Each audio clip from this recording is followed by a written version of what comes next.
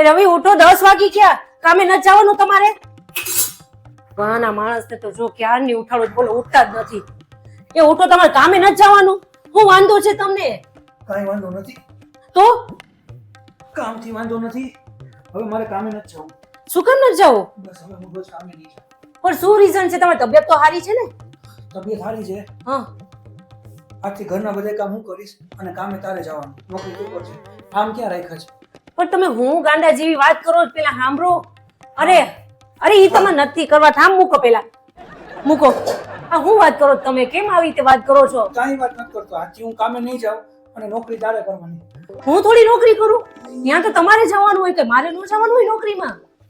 ત્યાં પુરુષો લોકો હારા લાગે, કઈ અમે લેડીઝ થોડા હારા લાગી? અરે હું ગાંડા કાઢો છો તમે. હાથ્યો. હા વેણી ક્યાં છે? લાવ પેલા હંસવારી વાત. અરે ના, તમે સાંભળો, વાત સાંભળો મારી. તમે ગાંડા જેવી વાત મૂકો. મને એમ થાય તમને શું થયું છે ઈ તો કયો. તું પેલા હવાના ઉઠ તો કપડાં પલાળી નાખે નહીં ઘરમાં ધોવાના. તમે એ બધી વાતને મૂકો. મેં બધું પલાળી દીધું ને બધું કરી નાખ્યું છે. મારું પેન્ટ પલાળવાનું હતું, પલાળ્યું તું હા. તો હું પેલા ઈ ધોઈ નાખું. અરે ના, તમે ચૂપ. સાંભળો, શું થયું તમને? તબિયત તો સારી છે ને? તબિયત સારી જ છે. મને તબિયતમાં શું વાંધો હોય? તો તમને ઓફિસે જવામાં શું વાંધો છે? વાંધો ઓફિસે જવામાં નથી, વાંધો મને તારાથી છે. મારાથી? હા, ત્યારે ઓફિસે હોઉં ને ત્યારે મને ફોન કરી કરીને પૂછે નાખો છો, તમે ક્યારે આવો છો? તમે ક્યારે આવો છો? તમે ક્યાં પહોંચ્યા? તમે શું થયું? તને શરમ નથી આવતી કે મારા ત્યાં હું કાઢવા ગયા હતા? કે હું ને રખડવા જાઉં છું રોજ? હું કામે જતો હોઉં. અને મને એ નથી ખબર પડતી હતી કે તારા હગાવાળાને ખબર કેમ પડે છે કે મારે આજે કારખાનામાં કે ઓફિસમાં વધારે કામ છે?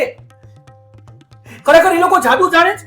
જ્યારે મારે કામ વધારે હોય ત્યારે તારા ઘરમાં પ્રસંગ આવે, જ્યારે કામ વધારે હોય ત્યારે તારા ઘરમાં પ્રસંગ આવે, અને અલગ અલગ ટાઈપના એવા પ્રસંગ હોય કે નો જાય તો બધા એમ કે એટલે જમાઈ ન આવ્યા. પણ એને આ ખબર કેવી રીતના પડી જાય છે? મને હું ખબર? હું ખબર નહીં કે આ દેશ ગમે ત્યારે મને એમ કીધું કે જમવાનું લઈ આવો, જમવાનું લઈ આવો. કોઈ દિવસ મારા આટલું કઈ લઈ આવતા નથી. અને જ્યારે હું લઈ આવું ત્યારે તું મને એમ કે મેં જમી લીધું. તમે જમી લીધું હોય તો હું એમ જ કહું ને. તો મને હું કામ કેમ પણ લઈ આવવાનું? કોક વાર પ્રેમથી લઈ આવ્યા હોય તો જમી લેવાય.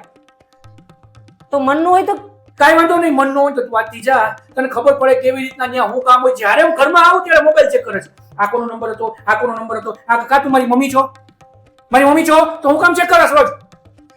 100 જણાની હારે રોજ મારે અહીંયા વાતો થતી હોય. હવે જ નહીં કરું. બસ તમે જાઓ ને કામે. હું ન જતો, તું જા.